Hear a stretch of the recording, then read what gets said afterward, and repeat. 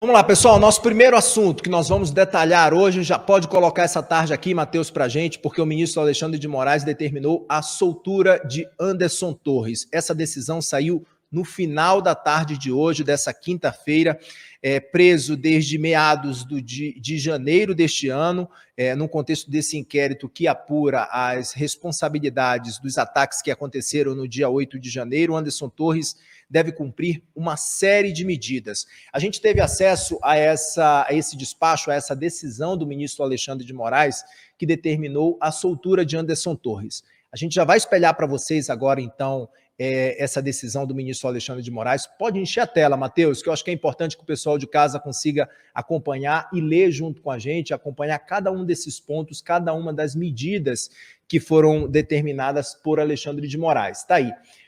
Concedo a liberdade provisória a Anderson Gustavo Torres, mediante a imposição cumulativa das medidas cautelares seguintes. Medida número 1, proibição de ausentar-se do Distrito Federal e recolhimento domiciliar no período noturno e nos fins de semana, mediante o uso de tornozeleira eletrônica a ser instalada na Polícia Federal em Brasília, nos termos do inciso do artigo do Código Penal, de Processo Penal, com zona de inclusão restrita ao endereço fixo indicado na audiência de custódia. Ou seja, Anderson Torres só vai poder utilizar e sair por essa zona, então, incluindo ali o endereço fixo dele, que vai ser indicado na audiência de custódia. E que foi indicado na audiência de custódia, então. Esse afastamento imediato do cargo de delegado também da Polícia Federal, até posterior deliberação desta Suprema Corte, mediante o envio imediato desta decisão do diretor-geral da Polícia Federal. Nos termos do inciso 6º do artigo 319 do Código de Processo Penal, então, decide então o afastamento imediato desse cargo, que Anderson Torres era delegado da Polícia Federal. Anderson Torres está decidindo por Alexandre de Moraes está decidindo pelo afastamento imediato até a deliberação do Supremo. Obrigação também de apresentar-se perante ao juízo da Vara de Execuções Penais do Distrito Federal no prazo de 24 horas e comparecimento semanal todas as segundas-feiras. Proibição de ausentar-se do país com obrigação de realizar a entrega de seus passaportes no juízo da Vara de Execuções Penais do Distrito Federal no prazo de 24 horas. Cancelamento de todos os passaportes emitidos pela República Federativa do Brasil em nome do investigado, tornando-os sem efeito. Suspensão imediata de qualquer documento de porte de arma de fogo em nome do investigado. Inclusive, pode baixar, Matheus? Inclusive, vamos baixar mais um pouco aí. Inclusive, a arma funcional, bem como de qualquer certificados de registro para realizar atividades de colecionamento de armas de fogo, tiro desportivo e caça. Proibição de utilização de redes sociais, proibição de comunicar-se com os demais envolvidos por qualquer meio. O descumprimento de qualquer uma dessas medidas alternativas implicará na revogação e decretação da prisão. Está aí, então, a presente decisão servirá de alvará de soltura clausulado, em favor de Anderson Gustavo Torres, decisão do ministro Alexandre de Moraes, que saiu agora há pouco. Pode chegar para cá, o Wilson Lima, que está comigo aqui, o Carlos Graeb também, para a gente fazer uma análise e acompanhar cada um desses pontos, cada uma dessas medidas que foram decididas, então, pelo ministro Alexandre de Moraes. Graeb, muito boa noite, seja bem-vindo. Quero começar com você, Graeb, analisando esses pontos. Se você quiser também, é só avisar para o Matheus que ele coloca na tela para a gente detalhar, para o pessoal de casa entender, de fato, cada um desses pontos, cada uma dessas medidas e a sua análise também. Boa noite, bem-vindo, Graeb. Oi, Kenzo, Wilson, tudo bem? Pessoal do chat, muito boa noite. Vamos lá, né? O Alexandre de Moraes fez o que a gente já vinha dizendo há algum tempo que deveria ter feito. Mandar o Anderson Torres para casa, mas um monte de restrições. Ninguém estava dizendo que o Anderson Torres, dada a gravidade dos indícios que já foram levantados sobre participação dele em preparação de coisas esquisitas ali na data da votação, né? Aquelas paradas de ônibus, aquelas movimentações estranhas da Polícia Rodoviária Federal, né, na época da votação, a participação possível dele no 8 de janeiro, reduzindo os preparativos de segurança ali, que cabiam a ele, como secretário de Segurança do Distrito Federal, né? Tem um monte de coisa que aponta para o Anderson Torres tendo culpa no cartório, certo? Então, nunca dissemos que ele era um cara, um coitadinho, que tinha ido parar na cadeia preventivamente a troco de nada. Mas vínhamos dizendo já há um bom tempo que as chances do Anderson Torres para causar bagunça no mundo ou para interferir nas investigações já estavam reduzidas a zero há um bom tempo. Então, eu não tinha mais razão para ficar preso. Ele podia ser mandado para casa com restrições importantes, como portar a tal da tornozeleira eletrônica, não usar redes sociais, não falar com outros investigados. Essas são medidas que impedem, né, que ele interfira de alguma forma nas investigações de outras pessoas, enfim, que ele possa complicar o andamento da ação penal, que é uma das razões por que uma pessoa vai presa preventivamente.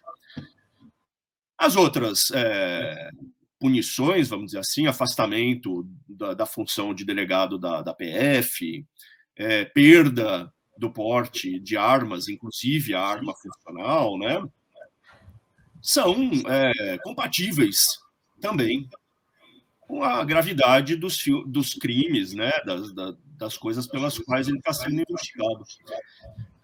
Então, o Alexandre de Moraes teve uma atitude sensata ao assinar essa decisão de soltura, né? Há muito tempo a gente vem dizendo que ele deveria ter feito isso. Então, e eu chamo a atenção só para o texto ali, ele não menciona, ele faz umas menções ali a doutrinadores, a teóricos do direito e tal, mas ele em momento nenhum explica quais eram as diligências. Ele fala, olha, tinha que fazer diligências que ainda não tinham sido realizadas da última vez que pediram para ele sair da cadeia. Mas ele não explica qual foi a diligência que teve nos últimos tempos. Foi a oitiva do próprio Anderson Torres. Se ele tivesse em casa, de tornozeleira eletrônica, sem poder usar rede social, sem poder usar telefone, sem poder usar nada, qual seria o risco de ele não prestar depoimento? Me parece que zero. Né? Até onde eu sei, até onde foi noticiado, não teve outra diligência importante que não seja essa oitiva. Então, estava atrasada essa liberação do Anderson Torres com todas essas restrições. Muito bem, Alexandre de Moraes. Demorou, mas fez o que o ordenamento brasileiro, gostemos dele ou não, manda fazer. Bom, vai para casa Anderson Torres, mas fica lá, quietinho, vigiado, né? E afastado da posição de delegado, uma posição de poder. Graeb, boa, Graeb, obrigado pela análise. A gente vai, inclusive, daqui a pouquinho vai mostrar imagens lá do quartel, do 4º Batalhão da Polícia Militar. Acabei de receber essas imagens feitas agora há pouco ali do 4º Batalhão. Já há uma viatura, inclusive, da Polícia Federal lá para acompanhar essa soltura do ex-secretário de Segurança Pública e ex-ministro da Justiça, Anderson Torres, então, depois dessa decisão do ministro Alexandre de Moraes. Já já a gente vai exibir essas imagens para vocês. Pessoal que está acompanhando a gente aqui no chat, não se esqueça de deixar o like aqui no programa. A gente vai girar aqui com muita notícia. Quero ouvir agora você, Wilson Lima, sobre essa decisão do ministro Alexandre de Moraes e todas as medidas que foram definidas por ele na decisão de hoje de soltura de Anderson Torres. Boa noite, bem-vindo. Boa noite, Kenzo. Boa noite, Graeb. Boa noite para você no chat. Antes de eu entrar na questão do Anderson Torres, deixa eu só fazer um esclarecimento rápido sobre o programa de ontem. Quando eu falava sobre a decisão do Alexandre de Moraes relacionada ao Telegram, eu vi que parte da audiência, nosso chat, pensou, o Wilson está sendo censurado pelo antagonista, pelo fato de estar criticando uma decisão do Moraes. Não teve censura nenhuma. O que aconteceu ontem foi que tivemos aqui um problema técnico, o microfone cortou o áudio, enfim, a coisa muito mais trivial, muito mais simples do que a gente poderia imaginar, tá? Então é só deixar só esse esclarecimento de fato. Eu tenho até liberdade demais para falar o que eu penso aqui no antagonista, graças a Deus. É verdade, ô Wilson, você está com liberdade demais. Precisamos cuidar disso. É isso, eu estou sendo sabotado pelo Freitas aqui. Né?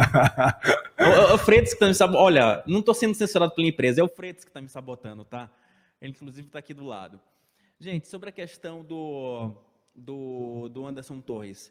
É exatamente isso que o Graeb vinha falando. Nós já batemos nessa tecla há muito tempo. Não fazia mais o menor sentido o Anderson Torres permanecer preso. Agora, tem duas questões que me chamam muito a atenção. Primeira, na própria decisão do Anderson Torres, eu não sei se o Mateuzinho consegue colocar para a gente, aí o início da terceira página, o Alexandre de Moraes fala que é necessário, que há uma necessidade de compatibilização da liberdade e do direito de ir e vir. Início da terceira página. Tá aí. Essa necessária compatibilização admite a relativização da liberdade de ir e vir em hipóteses excepcionais e razoavelmente previstas nos textos normativos, pois a consagração do Estado de Direito não admite a existência de restrições abusivas ou arbitrárias. Demorou, hein? É bom lembrar que o Anderson Torres está preso desde o dia 14 de janeiro, então o ministro Alexandre de Moraes demorou 4 meses para perceber isso, né? Que nenhuma liberdade você não deve cercear a liberdade de ninguém de forma abusiva ou com algum interesse. Agora, tem um timezinho nessa história que me chamou a atenção. O que se fala ali já nos corredores, ali entre advogados, é que o Alexandre de Moraes determinou a soltura do Anderson Torres porque ele já não era mais útil. Afinal de contas, depois de passar 4 meses em cana, em nenhum momento o ex-ministro da Justiça fez qualquer menção a uma possível delação premiada. Só que hoje é bom lembrar que temos um outro fio desencapado, esse sim realmente bem desencapado, que é o tenente-coronel Cid. E o tenente-coronel Cid, ele contratou 2 advogados, o Bernardo Fenelon e o Bruno Bonicore, que são especialistas em quê? Em delação premiada. Então, me parece que, já que o Anderson Torres não tinha dado nenhum tipo de sinalização em fazer uma delação, me parece que o Alexandre de Moraes entendeu esse movimento como esse aqui eu já não preciso mais, agora eu vou investir minha carga no outro, porque o outro me parece que daí pode sair alguma coisa. E como a gente falou ontem, né, Grebe? Acho que você lembra. Se tem alguém que pode delatar alguma coisa, que pode dar um elemento realmente comprometedor em relação ao Jair Bolsonaro, é o tenente-coronel Cid. O Anderson Torres também, mas assim, se você tem esses 2 personagens, me parece que o coronel Cid, ele é muito mais valioso do que o Anderson Torres. Boa, Wilson. A gente consegue, Matheus, já rodar essas imagens? Desculpa, Grebe, você quer dar uma arrematada no assunto ainda? Já que o Wilson tocou aqui no assunto do Coronel Cid, eu não sei se a gente vai ter oportunidade de falar disso no programa de hoje, Kenzo. Não, né? Pode falar, Grebe, pode falar, que é o tempo que o Matheus já está preparando, inclusive, o vídeo aqui do Anderson Torres. Pode falar do ajudante de ordem. Rapidinho, vamos lembrar que o Coronel Cid acabou de trocar de advogado, né? Sim. O advogado dele era o Roca, que é um personagem muito próximo da família Bolsonaro. Inclusive, já tinha sido advogado também do próprio Anderson Torres, também foi trocado, né? Então, isso combinado com essa informação de que os novos advogados são partidários da delação premiada, pode ser um sinal de que a relação entre o coronel e o clã Bolsonaro não está lá tão boa assim, né? E a gente tem informação também, a gente noticiou aqui que o pai do coronel Cid, que é um general do exército, né? Não está nem um pouco satisfeito com a prisão do filho, já andou mandando recados lá nos bastidores. Ou seja, há uma situação de estresse entre Cid e os Bolsonaro, que é demonstrada tanto pelas manifestações do pai do Cid, quanto por essa troca de advogado.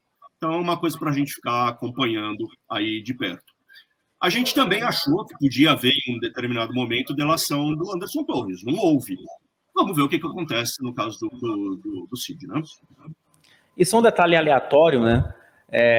Nesse Brasil é o país da piada pronta. Eu estava aqui tirando uma dúvida com uma pessoa de origem italiana, né, sobre o sobrenome de um dos advogados, né, o Bruno Buonicore.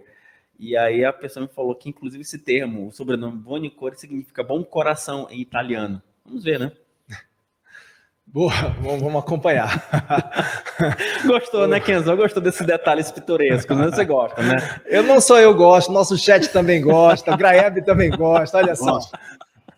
Vamos lá, vamos seguir com o noticiário, pessoal. A gente vai trazer agora para vocês algumas imagens que foram feitas agora há pouco. Eu acabei de receber essas imagens lá do 4º Batalhão da Polícia Militar, que fica no Guará, uma região administrativa que fica aproximadamente 12 quilômetros daqui do centro do Plano Piloto.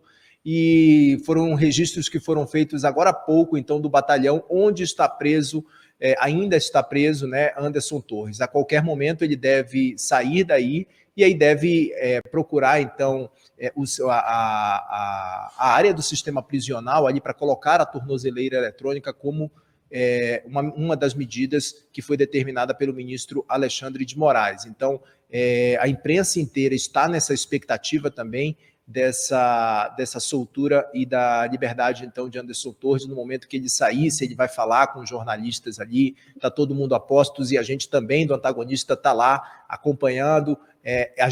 Eu estou aqui, mas a gente tem olho lá também, acompanhando, e vai trazer para vocês todos os desdobramentos desse fato.